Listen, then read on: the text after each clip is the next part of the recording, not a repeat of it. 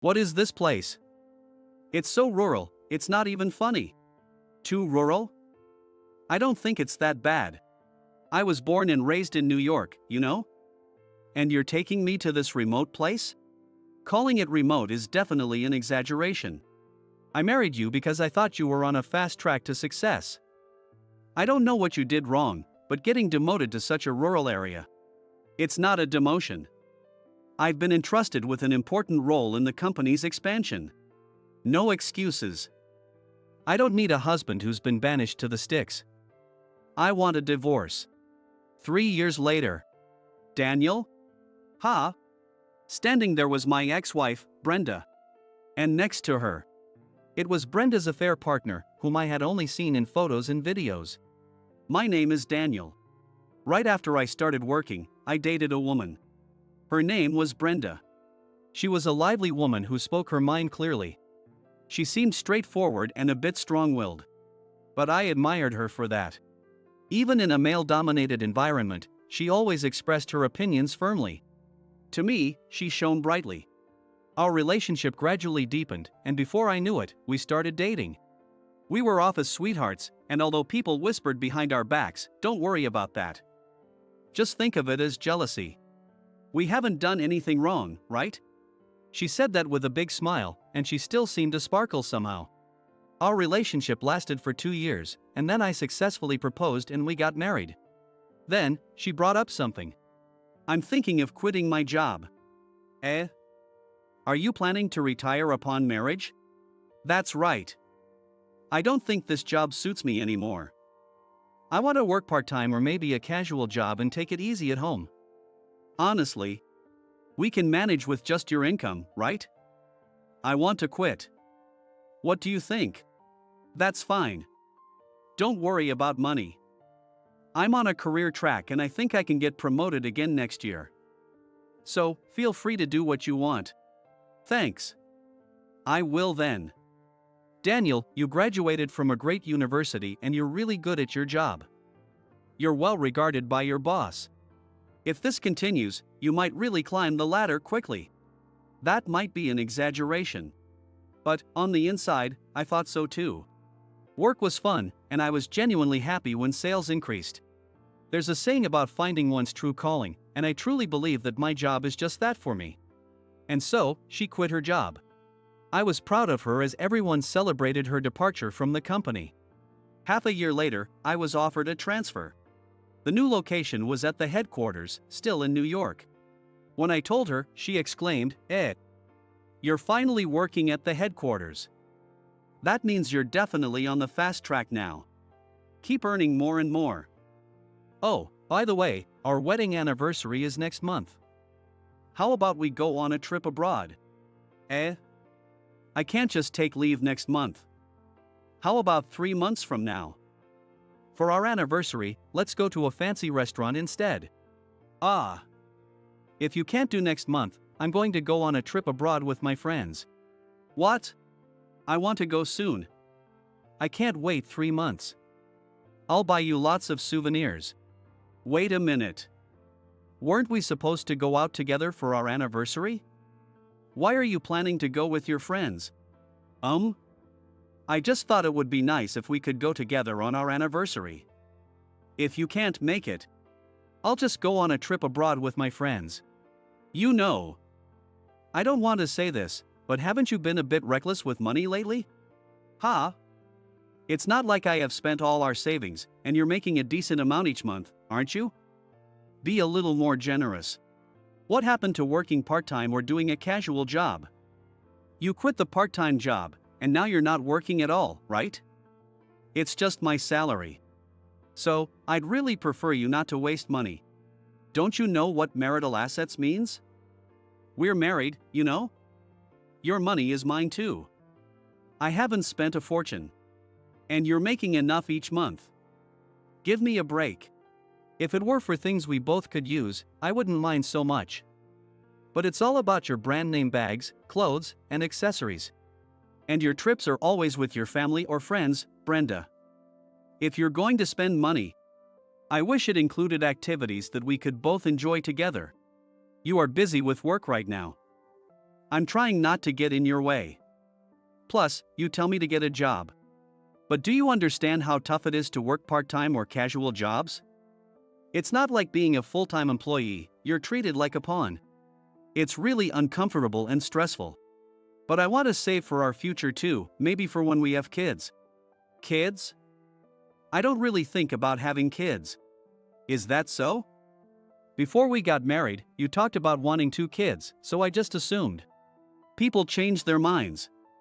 I've given it a lot of thought, and if we had kids, it would just mean more unnecessary expenses. I think it's better if we don't have kids and spend the money on ourselves instead. Anyway, just keep that in mind that I'll be going on that trip abroad with my friends next month. After quitting her job, she seemed to lose the sparkle I had once seen in her. No. Actually, it might have been that she only seemed to sparkle because that's what I wanted to believe. I thought I liked her straightforwardness and openness, but now, even that aspect of her personality was beginning to annoy me. Spending money freely and not working. When it comes to household chores, those are neglected as well. If money must be spent, I'd at least like it to be on outings or shopping trips we could enjoy together. But she goes on shopping sprees by herself, travels with friends, and squanders money. I was growing tired of her behavior. I pretended not to notice these feelings and started my new job at the headquarters. I've been transferred here as of today. My name is Daniel.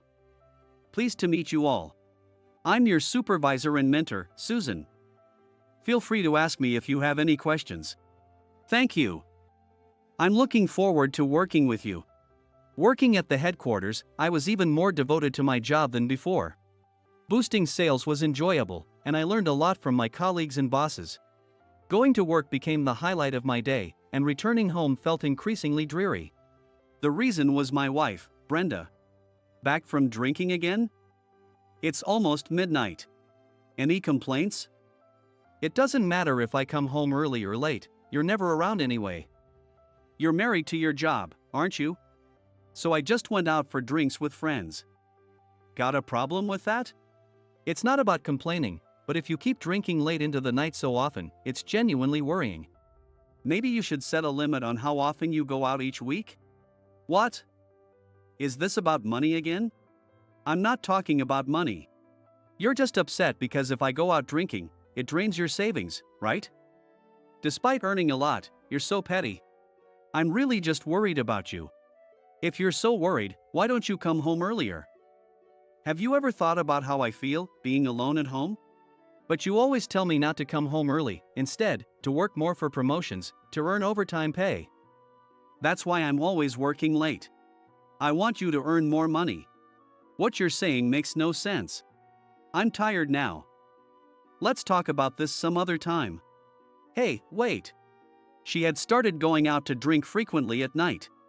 She wasn't like that before. Worried, I tried to come home earlier, but she pushed me to work overtime, to work harder for promotions, and discouraged me from coming home early. I was at a loss, unsure how to deal with her who changed so much. But, by seriously discussing these issues daily, she gradually stopped going out at night.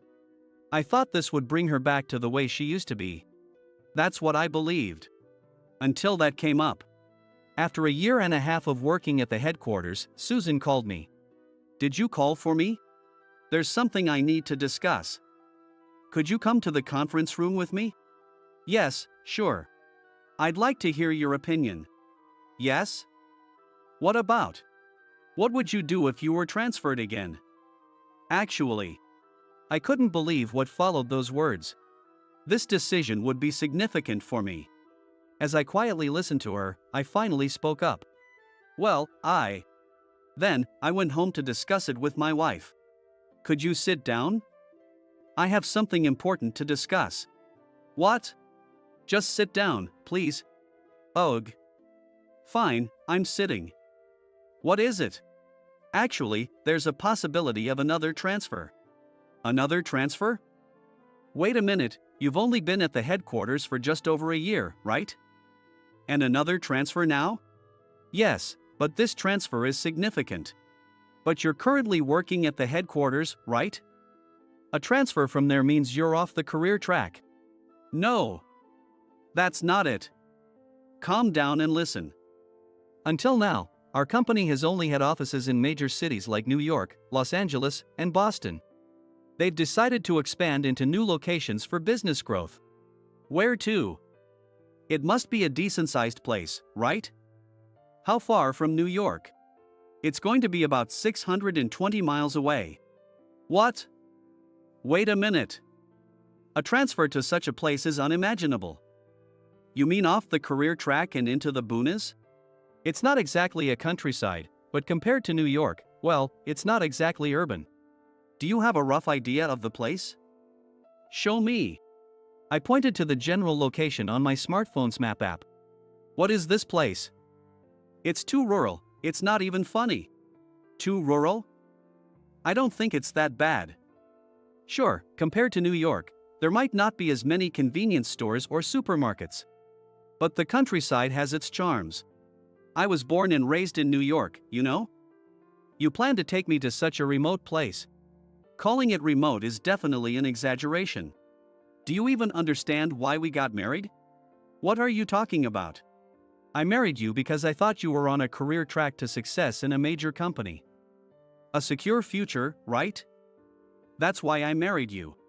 So you didn't marry me because you love me? That makes it sound like you were only after my money. It's not like that, it is that. Given my age, I thought it was about time to get married, and if I was going to marry, I wanted someone younger and on a career track. You weren't bad looking and I believed in a secure future with you, but this is unbelievable. That's my line. When you got the job at headquarters, I was truly happy. I thought my judgment was right. But I don't know what you've done to be sent to the sticks. It's not a demotion. I've been entrusted with an important role in the business expansion. It's not about me making any mistakes. No excuses. I don't need a husband who's been demoted to the sticks. I want a divorce. So be it. Understood. Oh. You're surprisingly reasonable. I had a feeling this conversation might end up this way. Then I brought up another topic. You've been having an affair, haven't you? What? What are you talking about? The way you've been going out at night and frequently traveling raised my suspicions. I had a detective agency look into it. And there are plenty of photos and videos as evidence. It's fine if you want a divorce, but you'll have to pay alimony. What? Was that your last trump card? You thought mentioning alimony would stop me from divorcing you? Too bad. I can pay the alimony. Consider it payoff money. I have all those unnecessary brand items bought with your money, and my boyfriend works for a major company. He can pay the alimony in one lump sum. I see. Just make sure it's paid properly then. How easily humans can change left me more astonished than angry. Apparently, her affair partner worked for a major company and seemed financially secure. She was unapologetic about her affair, flippantly called it payoff money. That marked the end of our marriage. But I had no regrets. Continuing life with a woman who was reckless with money and unfaithful was out of the question. That was an obvious decision. And so, I readily agreed to the transfer. Really? You'll take the offer? Thank you. We'll start making formal arrangements. Oh, I forgot to mention. I'll be going with you to train you thoroughly. Really? I was worried about moving to a place with strangers. It's reassuring to know you'll be there. Top in sales and still worried? Did you manage to talk things through with your wife? We'll handle the housing arrangements. So if you have any specific requests. Actually, about that. I'm getting divorced. I haven't told anyone at the company yet, and I'd appreciate it if you could keep it a secret for now. So, a family-sized home isn't necessary, a singles type will do. Oh, I didn't know. I'm sorry for prying. No need to apologize. I was planning to tell you eventually.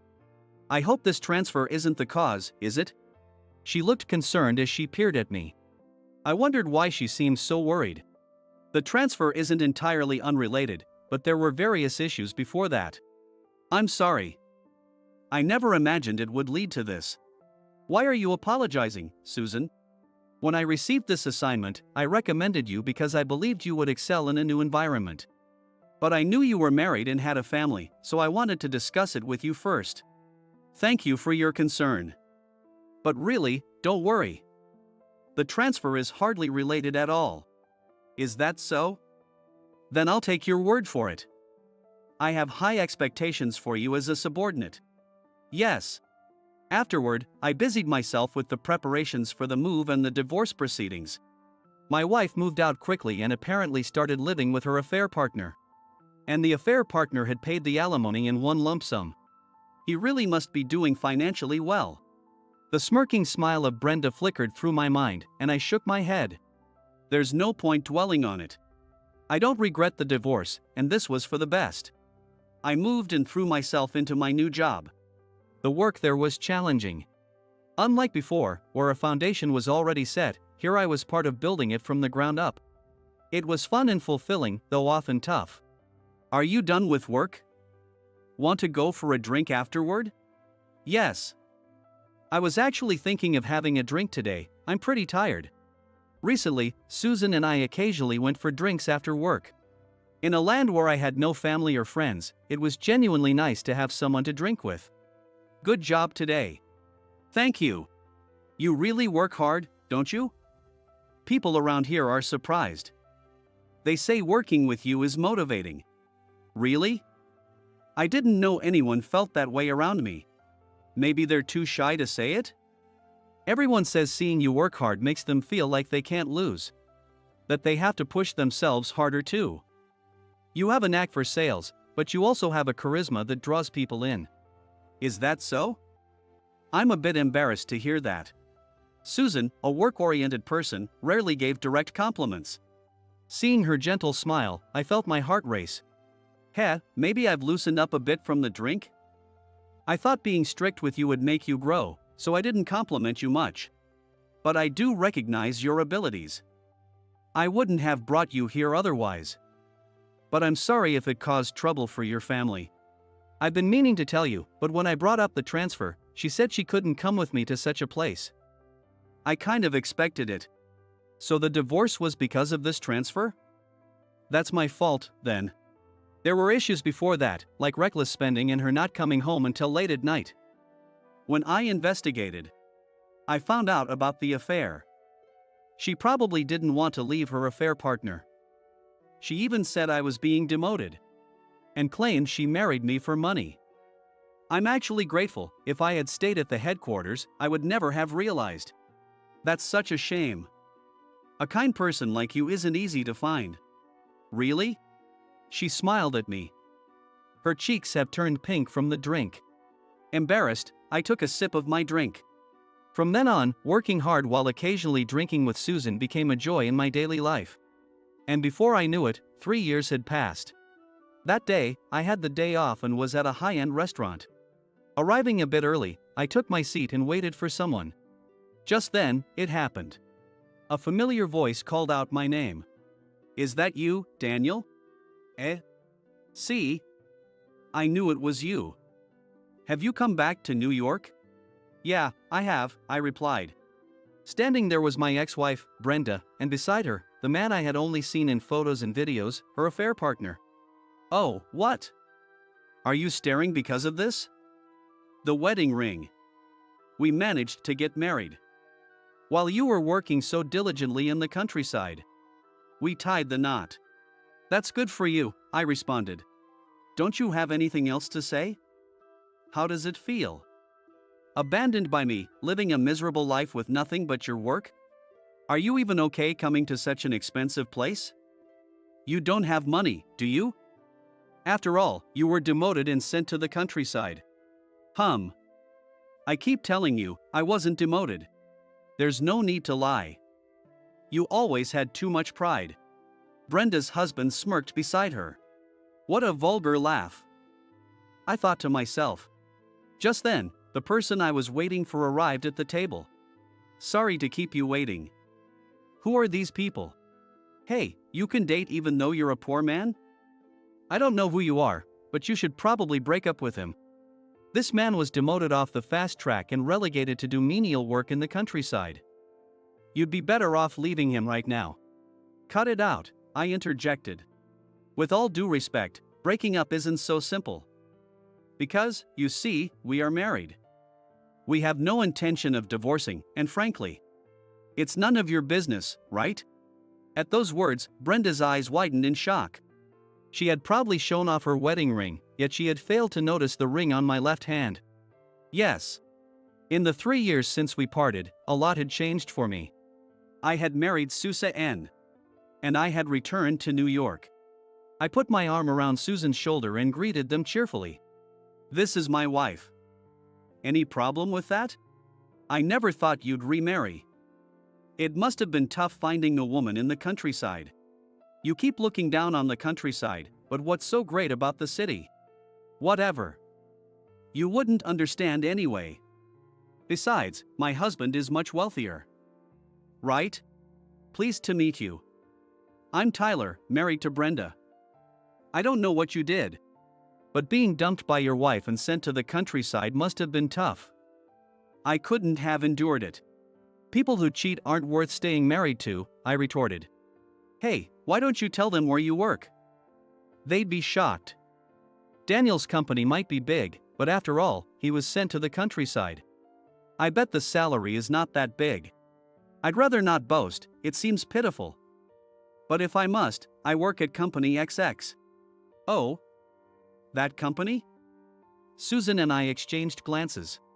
Misinterpreting our surprise, the two of them laughed joyfully. Susan, who knew about my ex-wife, looked utterly baffled.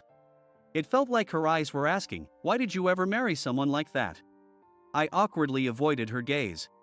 Are you okay working there? Huh? What do you mean? Surprised because it's such a large company? I probably earn 3 times your salary. Please, stop with the sour grapes. Just because your husband can't earn much doesn't mean you should be envious. I'm not saying this out of jealousy.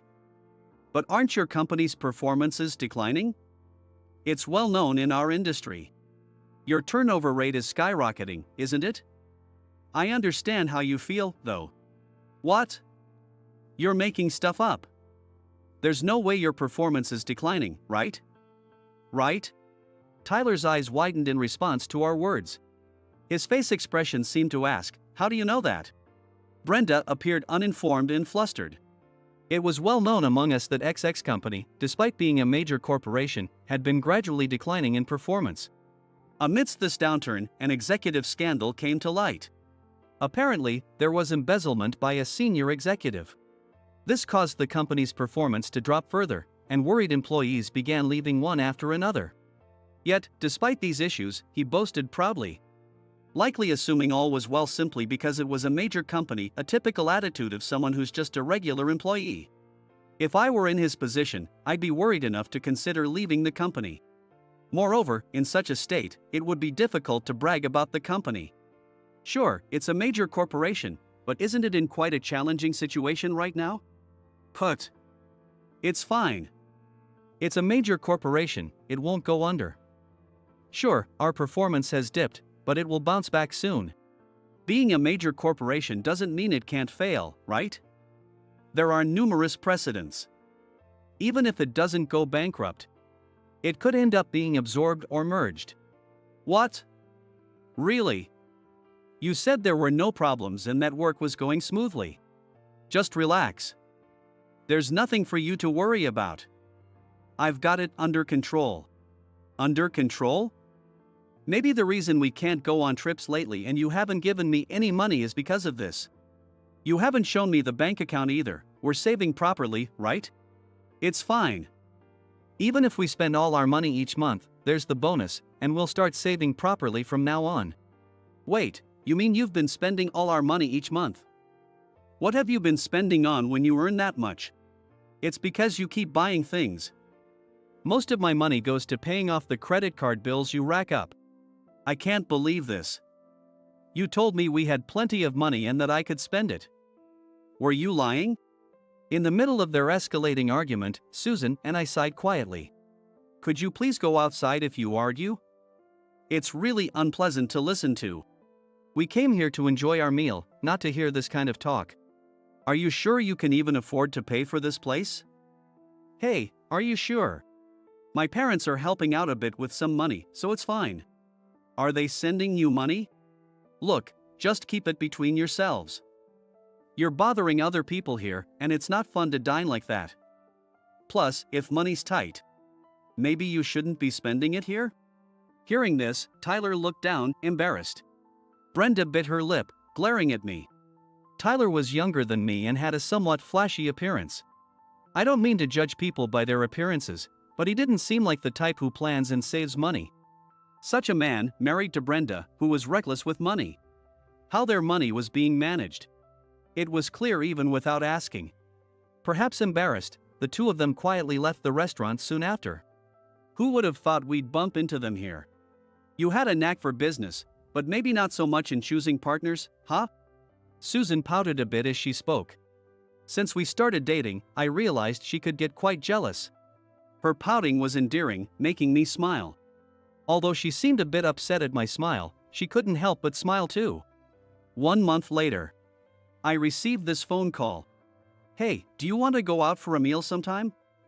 I have something I want to discuss with you. What? What's going on? We're both married now. Why do we need to meet just the two of us? I want to apologize for some things and I need your advice on something.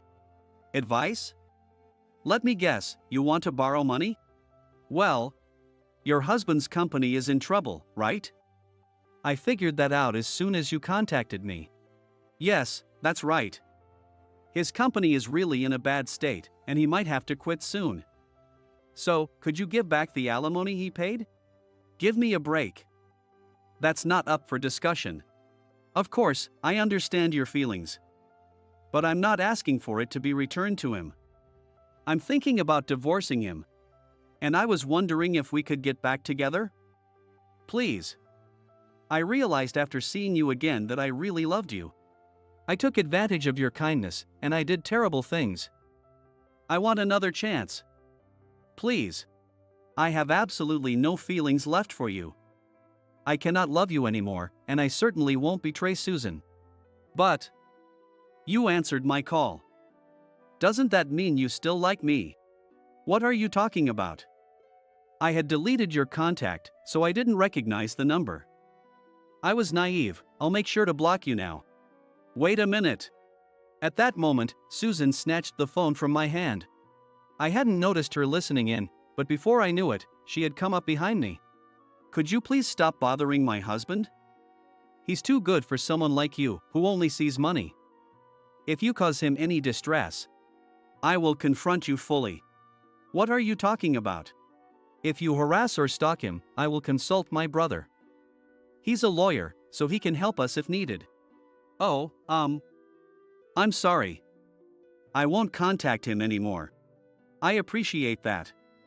I have no intention of giving him up, and I certainly won't hand him over to someone who can't appreciate his worth.